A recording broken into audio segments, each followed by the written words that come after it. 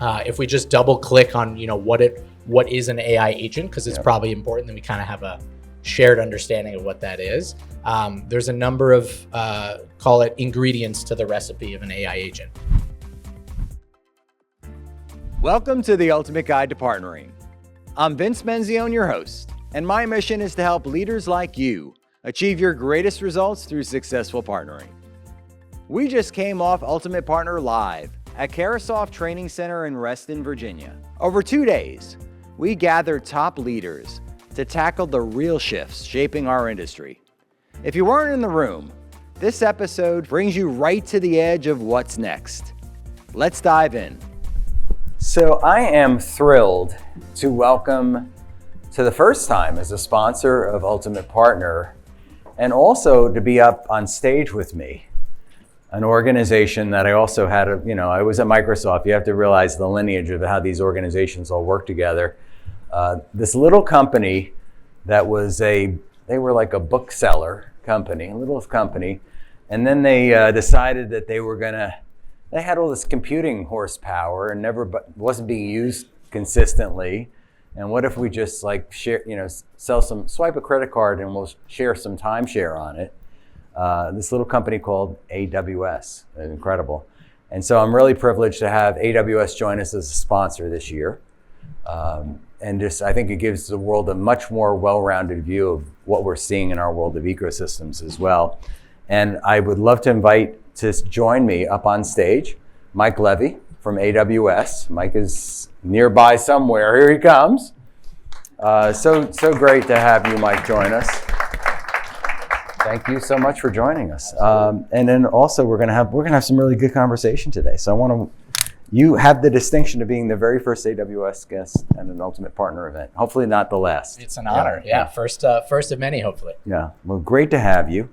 We got to meet recently, and we're also going to be joined by a partner in a little bit here. So Jon Yoo is a good friend of ours, and he's also going to be up on with us as well. But I thought we'd spend a few minutes, because you were up on stage this summer, in fact, and really carrying the message. We talk about marketplaces and this incredible world of marketplaces, and AWS really led the fold on this, right? Because coming from the pedigree of retail and all the automation that AWS had, you were the first to market with Marketplace, and you've also been an incredible innovator. So I thought we'd spend a little time. I want to give you a little time to talk about that, if you don't mind. Absolutely. And I can stay up here with you or give you a couple minutes alone if you like. Yeah, whatever. We can have a seat. Yeah. That's okay, fine. yeah, let's sit down and talk. Happy to. So for those who don't know me, Mike Levy from the AWS Marketplace team. And as Vince was referring to, this summer we launched an extension of AWS Marketplace, which is AI agents and tools in Marketplace. So first, I want to say thank you to Vince for having us as a sponsor, and to the incredible community that you built here. It's really super impressive, and we're very glad to be a part of it now. And second, I want to thank all the partners in the room, a number of which were part of that launch of AI agents and tools in Marketplace. And I think the big thing for us, and importantly for our mutual customers, is really launching a comprehensive strategy. When we say AI agents and tools, we really mean AI agents and tools, because I think we all know in this market, many of our enterprise customers or even startup customers, you're not just buying an AWS, you're not buying an AI agent off the shelf and just setting it free in your production environment.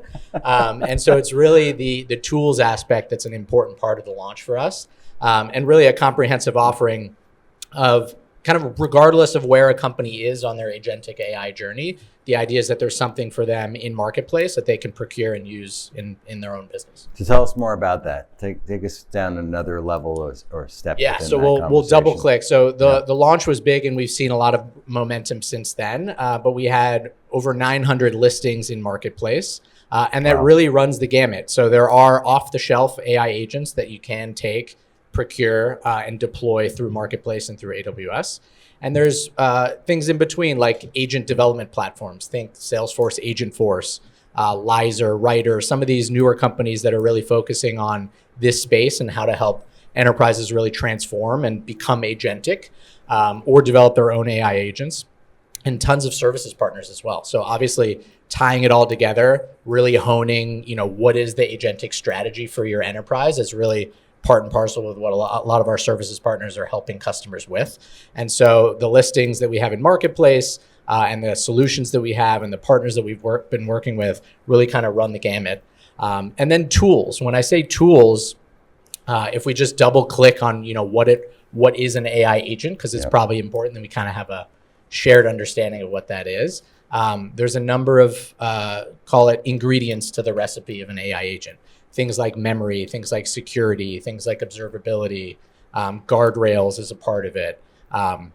MCP servers, if we're familiar with MCP, we can double click on that. That's really just, it's a common protocol of basically calling various tools. So an agent is nothing if it doesn't have the right data sources, like a knowledge base, if it doesn't have the right tools, the right capabilities to call and actually implement a plan.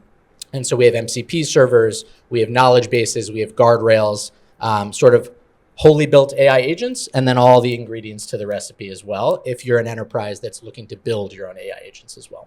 So you're working with partners that are building these agents. Is AWS building any of the agents as well, or are you enabling? Yeah, I think from an agentic perspective, AWS is kind of operating across the stack. So we have AI agents like Kiro is a coding agent, Amazon Q you might be familiar with, and then underlying infrastructure as well, everything down to the the hardware and Trainium chips, to things like Bedrock, which is really the fundamental way that customers access multiple LLMs through Amazon. Very cool. Yeah. And you sit in the market, so explain the organization for those who don't know it, right? You're our first guest here from AWS, and I think it kind of helps.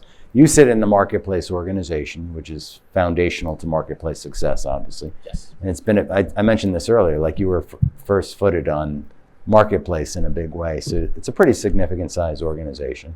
Definitely. And just for context, so the marketplace organization, both product engineering, business development, we all sit within the partner organization. Nice. Which is super important. And when I say partners, I mean ISVs and technology partners, I mean services partners, migration partners, consulting partners, everything, channel partners, resellers, et cetera. So we're all part of one overall organization, which is really important because if we think of marketplace as building procurement systems for our customers, it's also building go-to-market channels for our partners. Yes. So I work very closely with our product team who's building the feature roadmap for our partners that are going to market on Marketplace. And importantly, for our customers that are using Marketplace really is their primary procurement vehicle for partner solutions, be they services, software, data, or AI agents. Yeah. And that changed a couple of years, maybe 2 years ago, right? Because wasn't it an engineering function? Yes. So there was I think one of many reorgs, like 2, 3, 4 reorgs ago. We all lose track in a large organization. But yes, it was intentional that Marketplace was moved into the partner organization. And the partner organization now is led by Ruba Borno, if you're familiar with her. She leads partners and specialists. So specialists associated with our AWS service teams, Very Marketplace nice. being one of them. Yeah, so then those resources are available to support those partners in interacting with the marketplace organization as well as developing their own IP. Yeah, so you can think of the partner organization as kind of the one entry point for you as a partner of AWS, whether that's your partner manager, whether that's the folks that are developing the super important programs like go-to-market funding, co-sell, co-build, co-market, all the programming associated with each is all within the partner organization. Very cool. Anything else about the announcements you'd like to share? Yeah, I think I'm interested to hear from a lot of the partners in this room. So I'm excited for this opportunity of you bringing the community together, because we've been talking with a number of partners, both ISVs, services partners, trying to get a feel for where they are on their agentic journey. I think what we've seen a lot of is some of the newer, maybe startup partners that are born and bred in the agentic space have AI agents that are off the shelves. But then we have ISVs that have a SaaS platform and have for decades, and how are they sort of thinking about reinventing themselves? Maybe they built an AI agent as a feature of the SaaS platform, and I think that's where we're seeing it starting. But how it evolves is what we're really curious about. Is it sort of just a trial balloon where you're putting them an AI agent because everyone needs an AI agent, or are you sort of fundamentally rethinking how you deploy your software, how you do your commercials? Things like that we're really interested to talk through. Yeah. I think we're going to be joined by somebody in a moment Absolutely. here who also knows a little bit about Marketplace, I've been told. Yes. Just a minute on Sugar and Jon in particular. I think he's really on the leading edge of partners that work with our partners to help them go to market in cloud marketplaces. And the features that they're developing together with our product team are really just making a really complete experience for our partners that go to market on Marketplace. So without further ado then, we won't keep him long. Hopefully he's a little mic'd up over there. So Jon Yoo, how are you? Is it like a talk show where I move over one seat? Or I think, we're going to put Jon on the other side, I think. But also an incredible friend of mine as well, Jon. So great to have. I want to give you a hug. For those, we do.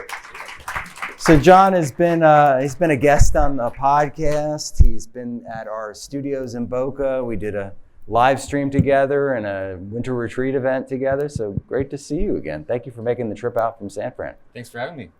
Are you Mike? There you go. Yeah, Perfect. It's working now. All right.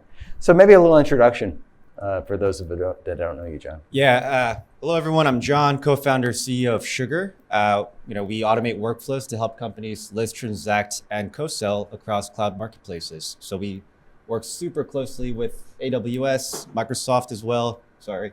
And I think there's a lot of interesting things around AI agent marketplaces, especially around how it's deployed, some of the adoption that's happening. So excited to talk about that.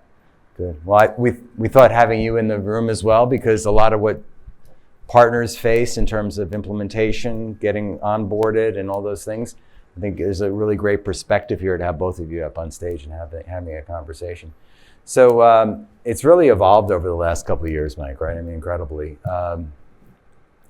What is the strategy today versus what it was when it got started? I think it was 2016 that Marketplace really just got started. It was more like 2012. Was it that far back? Jeez. I think we've been part of probably many different, as you said, tectonic shifts, like the shift away from, AMIs and usage based, where you can just sort of spin up a workload, to now, fully SaaS, software. The private offer business has also been a big evolution. I think the evolution is really changing. Like where Marketplace started was, IT workloads that you can spin up, almost like shadow IT, where developers could easily spin up a workload, and it was very self-service focused. And then we really developed at the necessity of our customers and partners this private offer business. So this negotiation at an enterprise level for SaaS software in particular, and that's really exploded. And then from developed channel partner private offers as well. And that, I think if we look at the strategy going forward, incorporating channel partners, as you said, the multiple seats around the table, that's really a fundamental part of the Marketplace strategy going forward, is how are we talking to channel partners, disties, resellers, et cetera, really to help serve our mutual customers through Marketplace. And Jon, you came to being as an organization just a few years ago. I feel like I met you when you just got started, but probably you were already at it for a couple of years. And fast accelerating. Accelerating.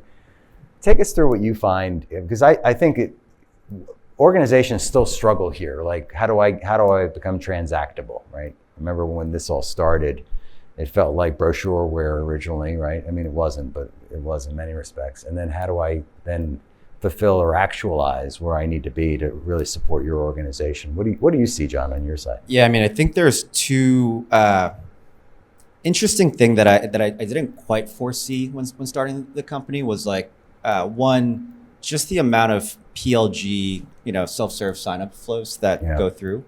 So some of our customers are like Snowflake and Fivetran, and a lot of people just spin up a cluster, for example, and that was very interesting for me to see of like, can we actually bring a consumer experience to B2B sales where, the same way that I can go look at Egyptian cotton thread counts for my bed sheets and be able to one-click purchase, you start to see a lot of that. And the second piece of it is just how many channel partners are involved. I mean, I'm from San Francisco. I live in the Silicon Valley SaaS bubble, the AI bubble. Yeah. I don't know the channel world, and I know a lot of folks in this room are from the channel world, and it's just been so surprising just how prevalent it is in the enterprise software space. Yes. And for marketplaces, like we have certain customers who are doing hundreds of millions of dollars in marketplace volume, and it's majority channel partner driven.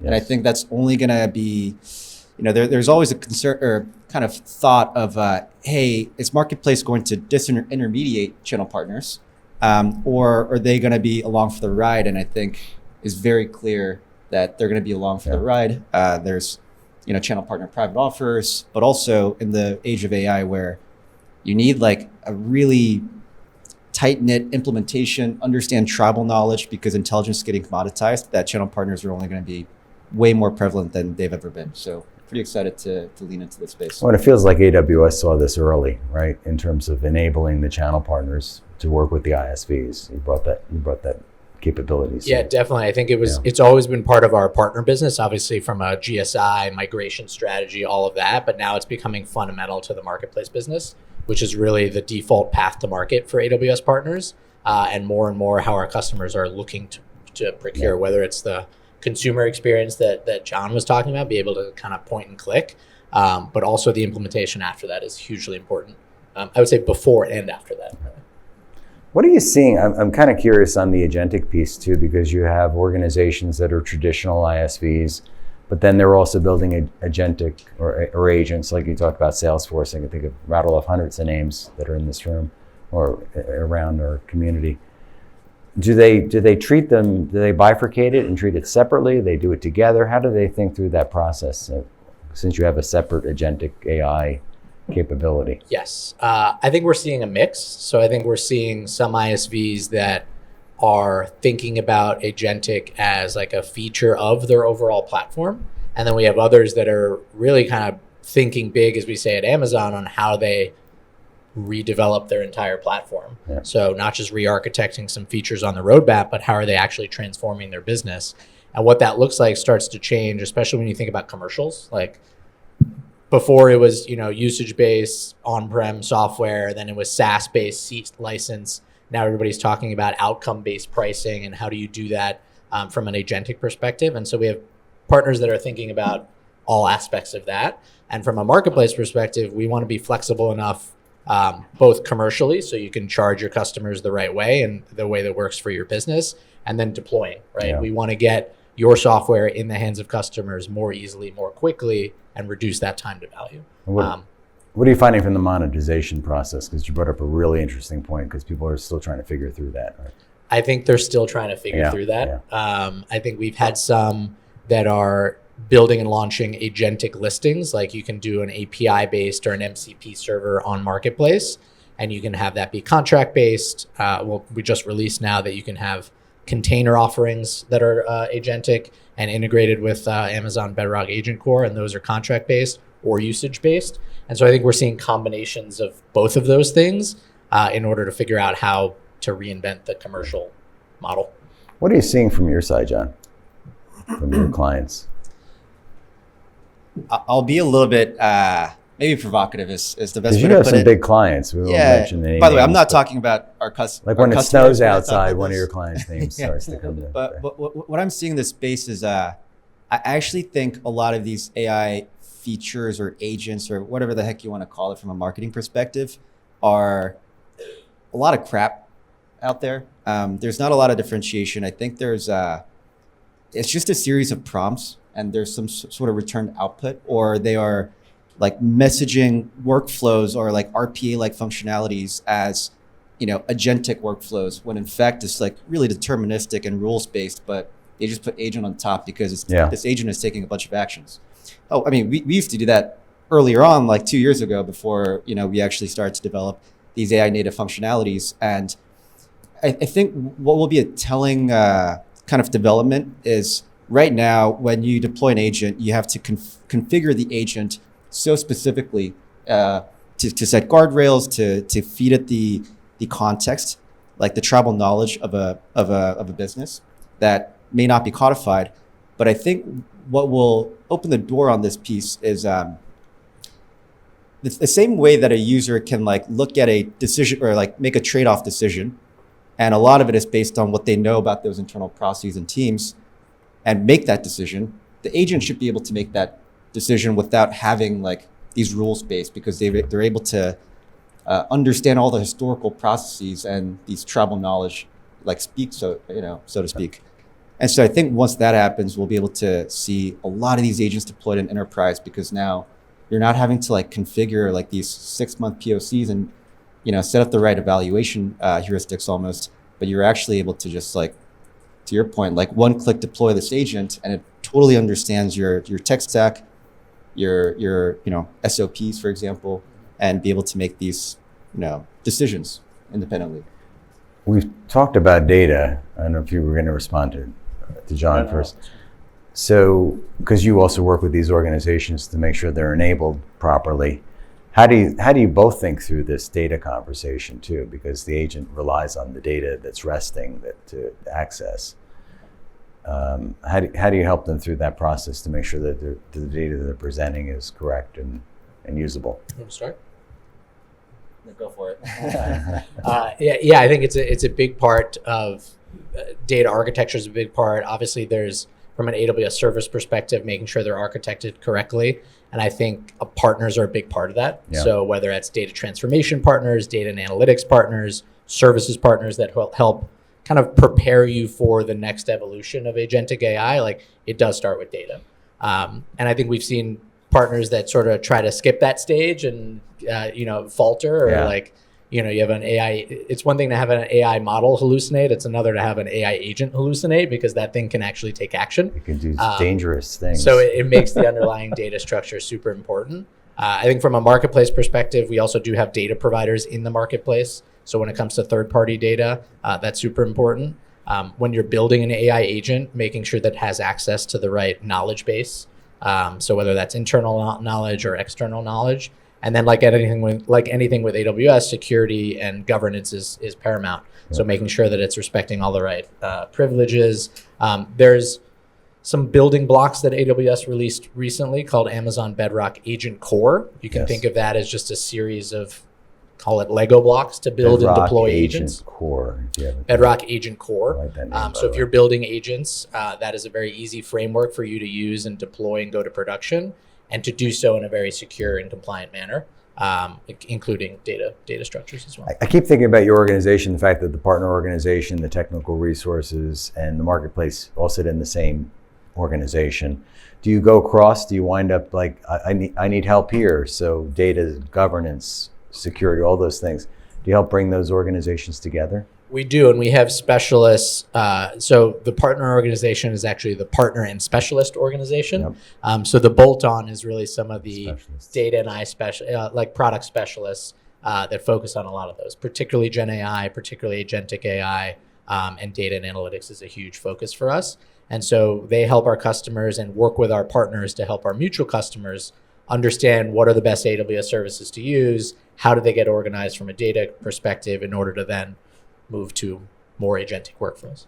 So you help broker those conversations, Definitely. help broker those relationships. I always wonder if AI is helping with that process too. Does it also make recommendations? AI is helping with our partners in general, particularly when it comes to co-sell. So we're developing tools internally for our sales teams to use to automatically match partners to specific opportunities, which is just a huge benefit to both, I guess, all three legs of that, the AWS seller, the end customer, as well as our partners. Nice. So that's a big focus for us as well. Also you, John, on the AI side, you've been using AI since I met you, in fact. You were like an early implementer. Definitely for internal processes, and then we've been building like our own AI agents for the past like year or so. I mean, getting access to clean, well-structured data is definitely very difficult. There's a lot of concerns around, hey, what do you have access to within our Salesforce? I think two themes are emerging. One is there's like a whole host of startups that are starting to figure out how do I like kind of help structure the data so that it can be fed into an LLM securely. That's certainly one.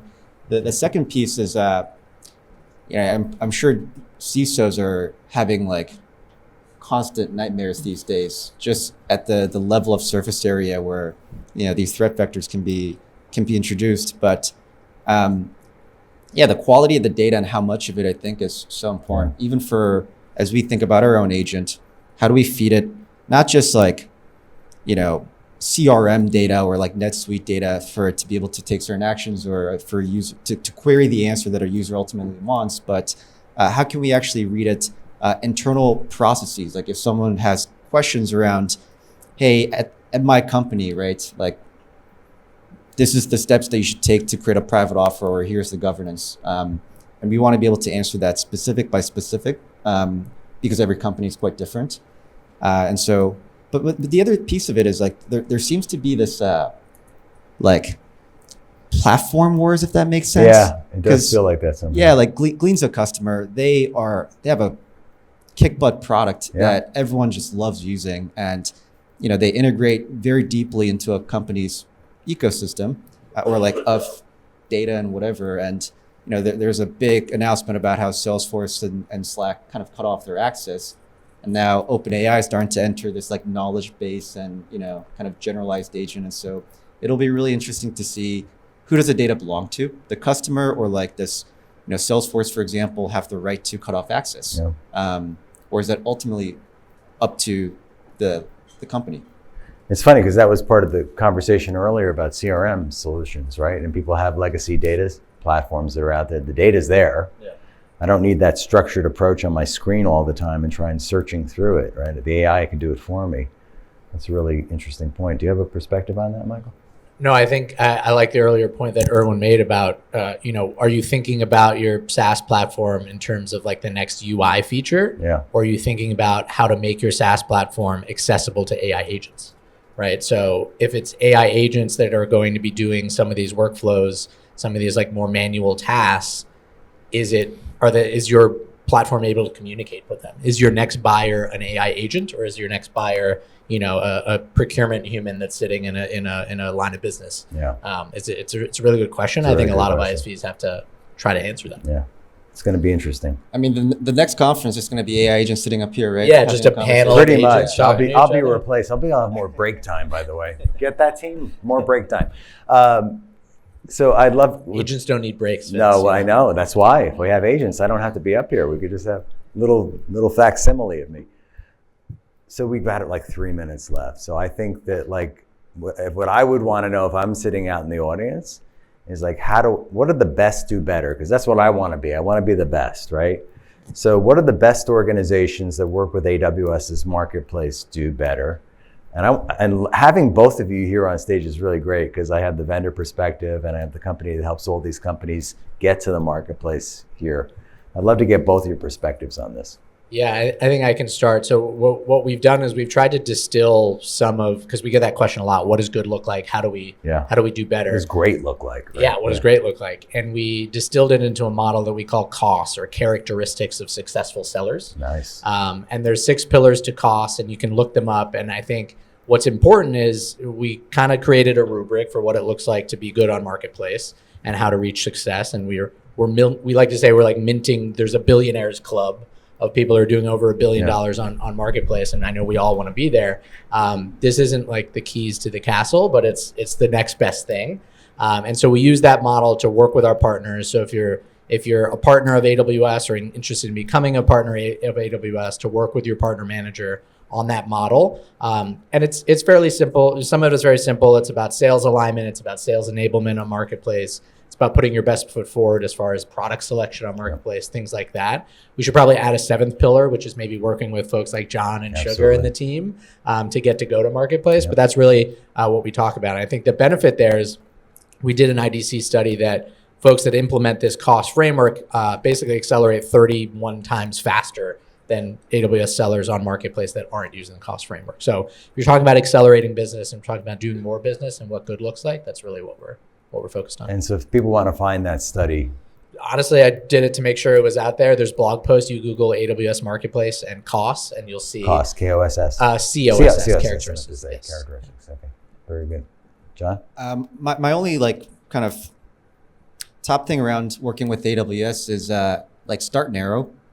I think everyone tries to over automate and they try to run before they've even proved that some motion works within a small subset, so do something manually at the beginning, figure out what's the right messaging that actually sticks and works, because you probably got 20 other competitors that's trying to pitch AWS and their other hyperscalers the same thing. And so providing a unique messaging that is very simple to understand, kind of like a if X, then me, if Y, then, whatever else, I think is that type of simple heuristic makes it easy for AWS to partner with you. And And then 3, once you have that, piece kind of really figured out, then automate, right? Then, you can kind of drive sales adoption and,